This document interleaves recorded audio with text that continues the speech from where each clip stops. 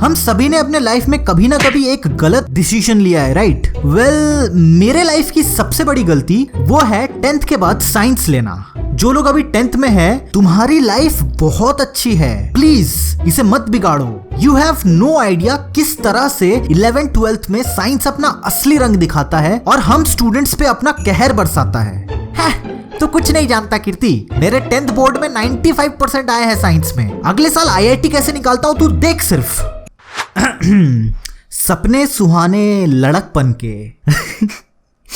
So anyway, ये तो सबको पता ही होगा कि अगर तुम साइंस लेते हो तो तुम्हारे 3 मेजर सब्जेक्ट्स होते हैं, फिजिक्स, केमिस्ट्री और मैथ्स। मुझे फिजिक्स बड़ा पसंद था। फिजिक्स के 2 पार्ट्स हुआ करते थे, एक इलेक्ट्रिक करंट और एक ऑप्टिक्स। वो ऑप्टिक वाले पार्ट से तो मुझे प्यार सा हो गया था, क्योंकि उसमें ज्यादातर डायग्राम्स होते थे और मेरा क्यूरियोसिटी भी रहता था। मैं तो रैंडमली किसी को भी एक्सप्लेन कर देता था।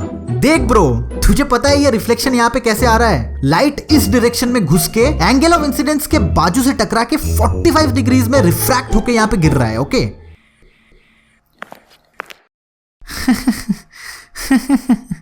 और वो जो फर्स्ट पार्ट इलेक्ट्रिक करंट, उसमें थोड़ा सा लोचा था। एंड मैथमेटिक्स सब्जेक्ट मेरे लिए कभी खुशी कभी गम जैसा था। मतलब कुछ चैप्टर्स में तो I was expert, I was a pro, और कुछ चैप्टर्स ऐसे थे जो मुझे अपनी औकात याद दिला देते थे। चैप्टर्स जैसे कि इंटीग्रेशन और 3D, दे आर लाइक, हे अपने औकात में रहे, चल। और जहां तक बात है केमिस्ट्री का, तो मैं ऑलरेडी उस पे एक वीडियो बना चुका हूं। अगर तुम लोगों ने नहीं देखा तो जाके देख लेना इस वीडियो के बाद। वेल, हमारे स्कूल में इन तीनों सब्जेक्ट्स के ही टीचर्स एड़े थे, कोई किसी से कम नहीं। लेकिन इन तीनों में से सबसे ज्यादा अगर हमारा खून किसी ने चूसा है तो वो है हमारे physics teacher. No offence, but he was a complete idiot. और फिजिक्स का ना मजा चला जाता है अगर तुमको कोई ऐसा बोरिंग गधा टीचर पढ़ा रहा हो। और ऐसा नहीं है कि मैं बस फालतू में अपना भड़ास निकालने के लिए उसे गधा बोल रहा हूँ, नहीं। मैं एक छोटा सा एग्जांपल देता हूँ जिससे तुम लोगों को आइडिया हो जाएगा हिज डिग्री ऑफ स्टूपिडनेस। हमारे पूरे स्कूल कैंपस में फोन अलाउड नहीं था, ओके? I mean obviously. तो एक बार क्या हुआ कि हमारे क्लास का एक स्टूडेंट, जिसका नाम था चलो रियल नेम बोल देता हूँ, क्या उखाड़ लेगा मेरा, देभार्गो दत्तो।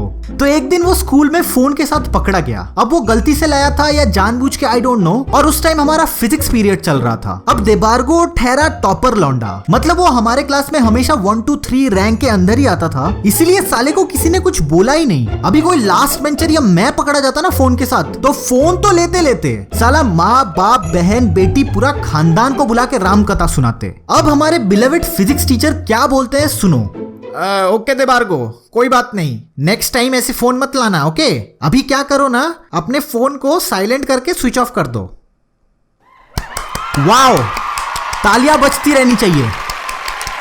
ये बंदा साइलेंट करके स्विच ऑफ कर दो, मतलब इसको डबल प्रोटेक्शन चाहिए। क्या पता भाई, सिर्फ स्विच ऑफ करने से फिर से फोन बजने लग जाए हैं? इस दिन के बाद से ना ये हमारे पूरे स्कूल में मीम बन गया। तो अब कोई बंदा जो फोन को साइलेंट करने के बाद स्विच ऑफ करता है, वो कैसा फिजिक्स पढ़ाता होगा तुम लोग समझ चुके होगे। उनका क्लास में आने के बाद बस 2 ही काम था। एक तो बुक से सिंपल रीडिंग मारना। Okay, today we will learn about the law of inertia. The law of inertia is okay, now we will go to the next chapter. अबे, और दूसरा काम ऊट पटांग के एक्सपेरिमेंट्स करना हमारे साथ। उनके क्लास में अगर कोई भी बात वगैरह करता था तो वो उसे मारते पकड़ते get out of the class नहीं बोलते थे। That is too old fashion for him, बल्कि वो उसे पूरे क्लास के सामने बुला के जलील करते थे। बेसिकली उसको एज एन एग्जाम्पल यूज करते थे किसी भी चीज के लिए। एक लड़के को इसने पेंडुलम बना दिया। जस्ट इमेजिन, तुमको बोला जाए कि पेंडुलम बन के पूरे क्लास के सामने ऐसे बॉडी हिला। भाई, जो थोड़ा सा बचा कुचा सेल्फ रेस्पेक्ट है ना, वो भी चला जाएगा। और ये सिर्फ वन ऑफ द केसेस है, ओके? हमको एसी सर्किट समझाने के लिए एक बंदे के सर के ऊपर इसने डस्टर रख दिया था और बोला कि suppose this is a source of current. अरे भाई, वो बंदा पूरे क्लास के सामने जलील हो रहा है और तुझे करंट का पड़ा हुआ है। एक बेचारे चश्मिश लड़के को उसका ही चश्मा उल्टा पहनवा के बोलता है कि एक्सप्लेन कर, तुझे अभी ये उल्टे लेंस में सब कुछ क्लियर क्यों नहीं दिख रहा है। चलो, एक तरफ से अच्छा भी था, सिंपल रीडिंग से उठ के थोड़ा सा तो एक्सप्लेनेशन मिल रहा था ना। लेकिन फिर एक दिन मैं इसका शिकार बन गया। See students, suppose this is a positively charged plate and this is a negatively charged plate. If we bring these two together, in which direction the current will flow? Sir through is plus. Correct answer. अभी तो almost 3 साल हो गए हैं school से निकले हुए और इतने टाइम में कई टीचर्स से मिला, बट आज तक मैं अपने लेजेंडरी फिजिक्स टीचर को नहीं भूल पाया। एंड ऑफ कोर्स आज भी मैं अपना फोन साइलेंट करने के बाद ही स्विच ऑफ करता हूँ। ऑलराइट गाइज, अगर वीडियो पसंद आई हो तो लाइक मारो एंड सब्सक्राइब कर देना मेरे चैनल को ऐसे और वीडियोस के लिए, और अपने एक्सपीरियंसेस तुम लोग जरूर शेयर करना कमेंट बॉक्स में। मैं मिलता हूँ नेक्स्ट वीडियो में, तब तक के लिए बाय बाय।